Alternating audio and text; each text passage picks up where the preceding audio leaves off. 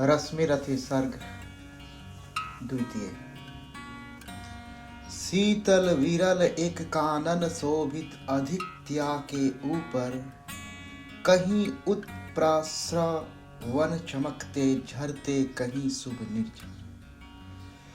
जहाँ भूमि समतल सुंदर है, नहीं दिखते हैं पाहन, हरियाली के बीच खड़ा है विस्तृत एक उचट पावन। आसपास कुछ कटे हुए पीले धन खेत सुहाते हैं, सशक मूस गिलहरी कबूतर घूम घूम कन खाते हैं।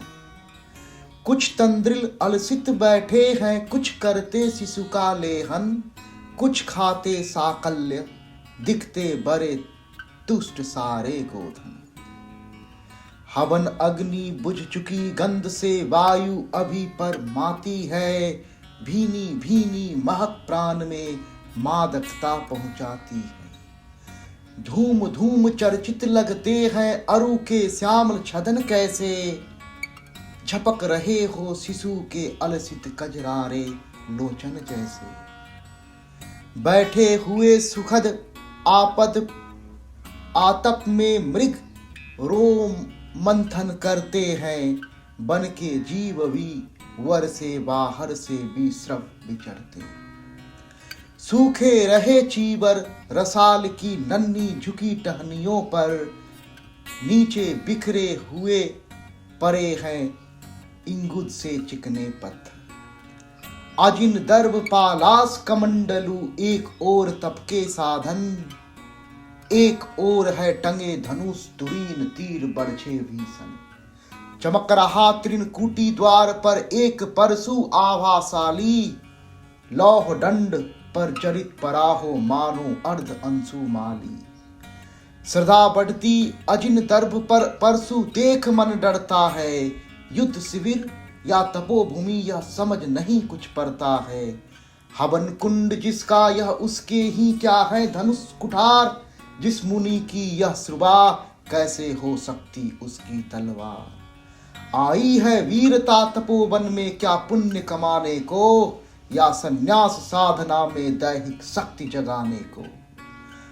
मन ने तन का सिद्ध यंत्र अथवा शस्त्रों में पाया है, या कि वीर कोई योगी से युक्ति सीखने आया है।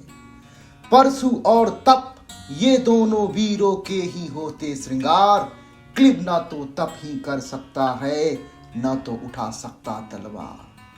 तप से मनुष्य दिव्य बनता है, षड्विकार से लड़ता है, तन की समर भूमि में लेकिन काम खड़ग ही करता है।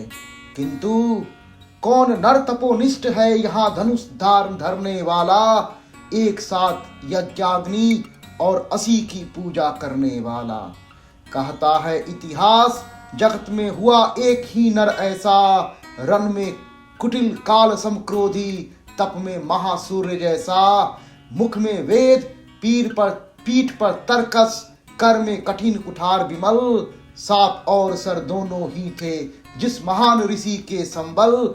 यह कुटीर है उसी महामुनि परशुराम बलशाली का, भृगु के परम पुनीत वंशधर व्रती वीर प्रणपाली का। हाँ हाँ वही कर्ण के जांघों पर अपना मस्तक धर कर सोए हैं, तरुवर के नीचे आश्रम से किंचित हटकर। पत्तों से छन छन कर मीठी धूप माघ की आती है, पड़ती मुनि की थकी देह पर और थकान मिटाती है। कर्म मुग्ध हो भक्ति भाव से मग्न हुआ सा जाता है, कभी जटा पर हाथ फेरता पीठ कभी सहलाता है। चढ़े नहीं चीटियां बदन पर, पड़े नहीं तृणपात कहीं, कर्ण सजग है उचट जाए गुरुवर की कच्ची नींद नहीं। वृद्ध दे तप से कृषकाया, उस पर आयुध संचालन, हाथ पर आश्रम भार देव पर असमय यह मेरे कारण। किंतु वृद्ध होने पर भी अंगों में है क्षमता कितनी, और रात दिन मुझ पर दिखलाते रहते ममता कितनी। कहते हैं ओ वत्स पुष्टि कर भोग न तू यदि खाएगा, मेरे शिक्षण की कठोरता को कैसे सह पाएगा। अनुगामी यदि बना कहीं तू खान पान में भी मेरा, सूख जाएगा लहू बचेगा हड्डी भर ढांचा तेरा। जरा सोच कितनी कठोरता से मैं तुझे चलाता हूँ, और नहीं तो एक पाँव दिन भर में रक्त जलाता हूँ। इसकी पूर्ति कहाँ से होगी बना अगर तू सन्यासी, इस प्रकार तो चबा जाएगी तुझे भूख सत्यानाशी। पत्थर सी हो मांसपेशियां लोहे से भुजदंड अभय, नस नस में हो लहर आग की तभी जवानी पाती जाए। विप्र हुआ तो क्या रखेगा रोक अभी से खाने पर, कर लेना घनघोर तपस्या वह चतुर्थ के आने पर। ब्राह्मण का है धर्म त्याग पर क्या बालक भी त्यागी हो, जन्म सात शीलो उत्पत्ति के ही क्या वे अनुरागी हो। क्या विचित्र रचना समाज की, गिरा ज्ञान ब्राह्मण घर में, मोती वर्षा वैश्य वेश में, पड़ा खड़ग क्षत्रिय कर में। खड़ग बड़ा उद्दत होता है, उद्दत होते हैं राजे, इसीलिए तो सजा बजाते रहते हुए रण के बाजे। और करे ज्ञानी ब्राह्मण क्या, असी विहीन मन डरता है। राजा देता मान भूप का वो भी आदर करता है। सुनता कौन यहाँ ब्राह्मण की, करते सब अपने मन की। डूबो रही सुनित में भूपों की लिप्सा रन की, और रन भी किस लिए नहीं जग में दुख दैन्य भगाने को। पर पोषक पथ भ्रांत मनुज को नहीं धर्म पर लाने को। रन केवल इसलिए राजे और सुखी हो मानी हो, और प्रजाएं मिले उन्हें वे और अधिक अभिमानी हो। रन केवल इसलिए वे कल्पित अभाव से छूट सके, बढ़े राज्य की सीमा जिससे अधिक जनों को लूट सके। रन केवल इसलिए कि सत्ता बढ़े नहीं पत्ता डोले, भूपों के विपरीत न कोई कहीं कभी कुछ बोले। ज्यों ज्यों मिलती विजय अहम नरपति का बढ़ता जाता है, और जोर से वह समाज के सिर पर चढ़ता जाता है। अब तो यह दशा कि जो कुछ है वो राजा का बल है। ब्राह्मण खरा सामने केवल लिए शंख गंगा जल है। कहाँ तेज ब्राह्मण में अविवेकी राजा को रोक सके। धरे कुपथ पर कभी पांव वह तत्क्षण उसको टोक सके। और कहे भी तो ब्राह्मण की बात कौन सुन पाता है। यहाँ रोज राजा ब्राह्मण को अपमानित करवाता है। चलती नहीं यहाँ पंडित की, चलती नहीं तपस्वी की। जय पुकारती प्रजा रात दिन राजा जय यशस्वी की। सिर था जो सारे समाज का वही अनादर पाता है। जो भी खिलता फूल भुजा के ऊपर चढ़ता जाता है। चारों ओर लोभ की ज्वाला, चारों ओर भोग की जय। पाप भार से दबी धसी जा रही धरा, पल पल निश्चय। जब तक भोगी भू प्रजाओं के नेता कहलाएंगे। ज्ञान त्याग तप नहीं श्रेष्ठता का जब तक पद पाएंगे। असन वसन से हीन दीनता में जीवन धरने वाले, सहकर भी अपमान मनुष्यता की चिंता करने वाले। कवि कोविद विज्ञान विशारद, कलाकार पंडित ज्ञानी, कनक नहीं कल्पना ज्ञान उज्जवल चरित्र के अभिमानी। इन विभूतियों को जब तक संसार नहीं पहचानेगा, राजाओं से अधिक पूज्य जब तक इन्हें वह नहीं मानेगा, तब तक परी आग में धरती इसी तरह अकुलाएगी। चाहे जो भी करे दुखों से छूट नहीं पाएगी। थकी जीव समझाकर गहरी लगी ठेस अभिलाषा को, भूप समझता नहीं और कुछ छोड़ खड़क की भाषा को। रोक टोक से नहीं सुनेगा, नृप समाज अविचारी है। ग्रीवाधर निष्ठुर कुठार का यह मदान अधिकारी है। इसीलिए तो मैं कहता हूँ अरे ज्ञानियों खड़ग धरो। हर न सका जिसको कोई भी, भूखा तुम वो त्रास हरो। रोज कहा करते हैं गुरुवर, खड़ग बड़ा महाभयंकारी है। इसे उठाने का जग में हर कोई नहीं अधिकारी है। वही उठा सकता इसको जो कठोर हो कोमल भी, जिसमें धीरता वीरता और तपस्या का बल भी। वीर वही है जो शत्रु पर जब भी खड़ग उठाता है, मानवता के महागुणों की सत्ता भूल न जाता है। सीमित जो रख सके खड़ग को पास उसी को आने दो। विप्र जाति के सिवा किसी को मत तलवार उठाने दो। जब जब मैं सर चाप उठाकर करतब कुछ दिखलाता हूँ, सुनकर आशीर्वाद देव का धन्य धन्य हो जाता हूँ। जियो जियो ऐ वत्स, तीर तुमने यह क्या मारा है। धधक उठा वन उधर, इधर फूटी निर्धर की धारा है। संकित था, मैं संकित था, ब्रह्मवीरता मेरे साथ मरेगी क्या। परशुराम की याद विप्र जाति न जुड़ा धरेगी क्या। पाकर तुम्हें किंतु इस वन में मेरा हृदय हुआ शीतल। तुम अवश्य ढोओगे मुझको, उसको मुझ में जो है तेज अनल। जियो जियो ब्राह्मण कुमार, तुम अक्षय कीर्ति कमाओगे। एक बार तुम भी धरती को निश्क्षत्रिय कर जाओगे। निश्चय तुम ब्राह्मण कुमार हो, कवच और कुंडलधारी। तप कर सकते हैं पिता माता जिसके इतना भारी।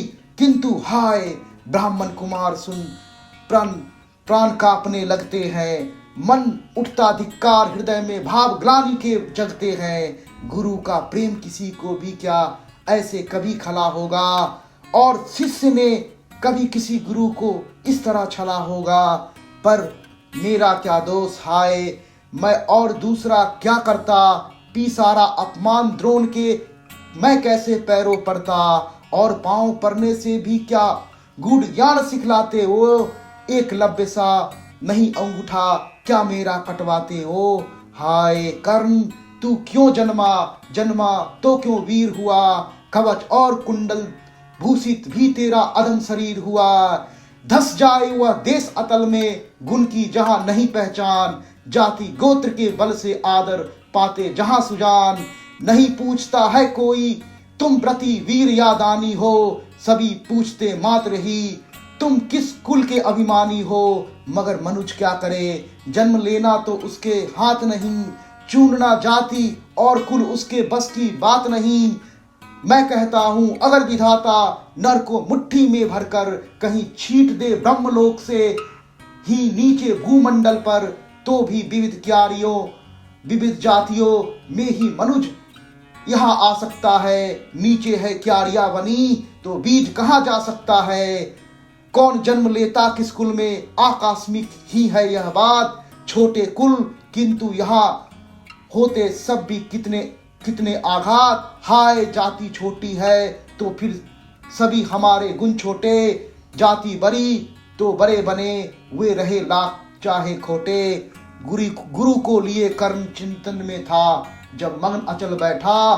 तभी एक 20 कीट कहीं से आसन के नीचे बैठा। ब्रजदंत वह लगा कर्ण के उरु को कुतर कुतर खाने। और बनाकर छिद्र मांस में मंद मंद भीतर जाने। कर्ण विकल हो उठा, दुष्ट भौरों पर हाथ धरे कैसे। बिना हिलाए अंक कीट को किस तरह पकड़े कैसे। पर भीतर उस धसे कीट पर हाथ नहीं जा सकता था। बिना उठाए पांव शत्रु को कर नहीं पा सकता था। किंतु पांव के हिलते ही गुरुवर की नींद उचट जाती।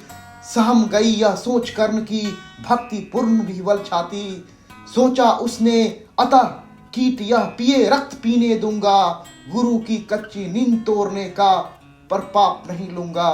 बैठा रहा अचल आसन को, कर्ण बहुत मन को मारे। आह निकाले बिना शीला सी सहनशीलता को धारे। किंतु लहू की गर्म धार जो सहसा आन लगी तन में। परशुराम जाग उठे रक्त को देख हुए विस्मित मन में। कर्ण झपट कर उठा इंकितों में गुरु से आज्ञा लेकर। बाहर किया कीट को उसने छत में से उंगली देकर।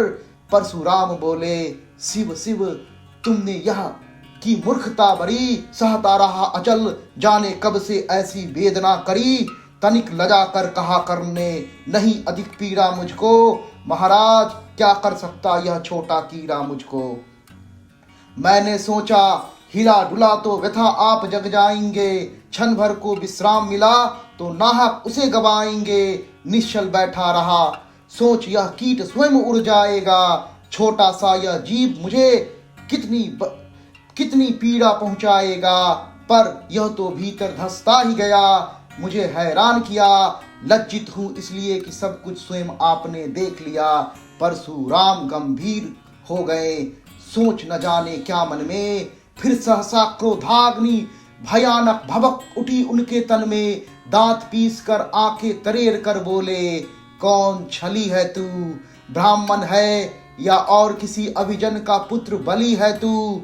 सहनशीलता को अपनाकर ब्राह्मण कभी न जीता है, इस किसी लक्ष्य के लिए नहीं अपमान हलाहल पीता है। सह सकता जो कठिन वेदना, पी सकता अपमान वही, बुद्धि चलाती जिसे तेज का कर सकता बलिदान वही। तेज पुंज ब्राह्मण तिल तिल कर जले, नहीं यह हो नहीं सकता, किसी दशा में भी वह अपना स्वभाव कैसे खो सकता। कसक भोगता हुआ विप्र निश्चल कैसे रह सकता है, इस प्रकार की चुभन वेदना क्षत्रिय ही सह सकता है। तू अवश्य क्षत्रिय है पापी, बता न तो फल पाएगा, परशुराम के कठिन शाप से अभी भस्म हो जाएगा। क्षमा क्षमा हे देव दयामय, गिरा कर्ण गुरु के पद पर, मुख विवर्ण हो गया, अंग कांपने लगे भय से थर थर।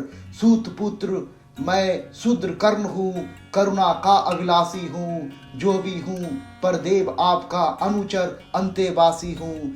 छली नहीं मैं हाय, किंतु छल का ही तो काम हुआ, आया था विद्या संचन को किंतु व्यर्थ बदनाम हुआ। बड़ा लोभ था बनु शिष्य में, कार्तवीर्य के जेता का, तपोदीप्त सूरमा विश्व के नूतन धर्म प्रणेता का। पर शंका थी मुझे सत्य का, अगर पता पा जाएंगे महाराज मुझ सूत पुत्र को कुछ भी नहीं सिखलाएंगे। बता सका मैं नहीं इसी से प्रभो, जाति अपनी छोटी, करे देव विश्वास, भावना और न थी कोई खोटी। पर इतने से भी लज्जा में हाय गरा सा जाता हूँ, मारे बिना हृदय में अपने आप मरा जाता हूँ। छल से पाना मान जगत में किलबिस है, मल ही तो है, ऊंचा बना आपके आगे, सचमुच यह छल ही तो है। पाता था सम्मान आज तक दानी व्रती बलि होकर, पर जाऊंगा यहाँ स्वयं गुरु के सामने छली होकर। करे भस्म ही मुझे देव, सम्मुख है मस्तक नत मेरा, एक कसक रह गई नहीं पूरा जीवन का व्रत मेरा। गुरु की कृपा साप से जलकर अभी भस्म हो जाऊंगा, पर मदांध अर्जुन का मस्तक देव कहाँ मैं पाऊंगा। यह तृष्णा यह विजय कामना मुझे छोड़ क्या पाएगी। प्रभु अतृप्त वासना मरे पर भी मुझको भरमाएगी। दुर्योधन की हार देवता कैसे सहन करूंगा मैं, अभय देख अर्जुन को मरकर भी तो रोज मरूंगा मैं। परशुराम का शिष्य कर्ण पर जीवन दान न मांगेगा, बड़ी शांति के साथ चरण को पकड़ प्राण निज त्यागेगा।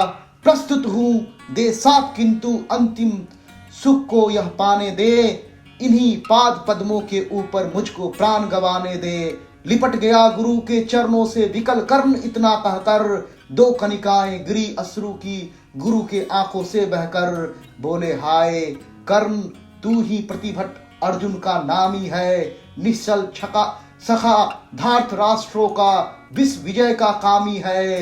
अब समझा किस लिए रात दिन तू ऐसा श्रम करता था, मेरे शब्द शब्द को मन में क्यों सीपी सा धरता था। देखे अगणित शिष्य द्रोण को तो कर्तव्य कुछ सिखलाया, पर तुझ सा जिज्ञासु आज तक मैंने कभी नहीं पाया। तूने जीत लिया था मुझको निज पवित्रता के बल से, क्या था पता लूटने आया है कोई मुझको छल से। किसी और पर नहीं किया वैसा स्नेह मैं करता था, सोने पर भी धनुर्वेद का ज्ञान कान में भरता था। नहीं किया कार्पण्य दिया जो कुछ था मेरे पास रतन, तुझ में निज को सौंप शांत हो अभी अभी प्रमुदित था मन। पापी बोल अभी भी मुख से तू न सूत रथ चालक है, परशुराम का शिष्य विक्रमी विप्र वंश का बालक है। सूत वंश में मिला सूर्य सा कैसे तेज प्रबल तुझको, किसने लाकर कहां से कवच कुंडल दिए तुझको। सूत सा रखा जिसने उसको कैसे कठोर हो मारू मैं, जलते हुए क्रोध की ज्वाला कैसे लेकिन कहां उतारू मैं। पद पर बोला कर्ण दिया था जो आंखों का पानी, करना होगा ग्रहण उसी को अनल आज हे गुरु ज्ञानी, बरसाइए अनल आंखों से सिर पर उसे संभालूंगा। दंड भोग जलकर मुनिस्तम छल का पाप छुड़ा लूंगा। परशुराम ने कहा कर्ण तू वेद नहीं मुझको ऐसे, तुझे पता क्या सता रहा है मुझको असमंजस कैसे। पर तूने छल किया दंड उसका अवश्य ही पाएगा। परशुराम का क्रोध भयानक निष्फल कभी न जाएगा। मान लिया था पुत्र इसी से प्राण दान तो देता हूँ, पर अपनी विद्या का अंतिम चरण तेज हर लेता हूँ। सिखलाया ब्रह्मास्त्र तुझे जो काम नहीं वो आएगा, है यह मेरा साफ समय पर उसे भूल तू जाएगा। कर्म विकल हो खड़ा हुआ कह हाय किया यह क्या गुरुवर, साथ दिया अत्यंत निदारुण लिया नहीं जीवन क्यों हर। वर्षों की साधना साथ ही प्राण नहीं क्यों लेते हैं, अभी किस सुख के लिए मुझे धरती पर जीने देते हैं। परशुराम ने कहा कर्ण यह साफ अटल है सहन करो, जो कुछ मैंने कहा उसे सिर पर ले सादर वहन करो। इस महेंद्र गिरी पर तुमने कुछ थोड़ा नहीं कमाया है, मेरा संचित निखिल ज्ञान तूने मुझसे ही पाया है। रहा नहीं ब्रह्मास्त्र एक, इससे क्या आता जाता है। एक शस्त्र बल से न वीर कोई सब दिन कहलाता है। नई कला नूतन रचनाएं, नई सूझ नूतन साधन, नए भाव नूतन उमंग से वीर बने रहते नूतन। तुम तो स्वयं दीप्त पौरुष हो कवच और कुंडलधारी, इनके रहते तुम्हें जीत पाएगा कौन सुबट भारी। अच्छा लो वर भी की विश्व में तुम महान कहलाओगे, भारत का इतिहास कीर्ति से और धवल कर जाओगे। अब जाओ लो विदा बस, कुछ करा करो अपने मन को, रहने देते नहीं यहाँ हम अभी सप्त किसी जन को। हाय छीनना पड़ा मुझको दिया हुआ अपना ही धन, सोच सोच कर यह बहुत विकल हो रहा नहीं न जाने क्यों मन। व्रत का पर निर्वाह कभी ऐसे भी करना होता है, इस कर से जो दिया उसे उस कर से हरना होता है। अब जाओ तुम कर्ण कृपा करके मुझको निसंग करो, देखो मत यो सजल दृष्टि से व्रत मेरा मत भंग करो।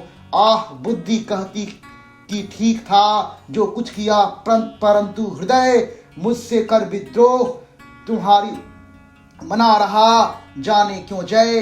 अनायास गुणशील तुम्हारे मन में उगते आते हैं, भीतर किसी अश्रु गंगा में मुझे बोर नहलाते हैं। जाओ जाओ कर्ण मुझे बिल्कुल असंग कर दो, बैठ किसी एकांत कुंज में मन को स्वस्थ बनाने दो। भय है तुम्हें निराश देख छाती कहीं न फट जाए, फिरा ना लूं अभिशाप पिघल कर बानी कहीं पलट न जाए। इस प्रकार कहकर परशुराम ने फिरा लिया अपना आनंद अपना, जहां मिला था वहीं कर्ण का बिखर गया प्यारा सपना। छूकर उनका चरण कर्ण ने अर्ध अश्रु का दान किया और उन्हें जी भर निहार कर मंद मंद प्रस्थान किया। परशुधर के चरण की धूली लेकर उन्हें अपने हृदय की भक्ति देकर निराशा से विकल टूटा हुआ सा किसी गिरी श्रृंगा से छूटा हुआ सा चला खोया हुआ सा कर्ण मन में कि जैसे चांद चलता हो गगन में।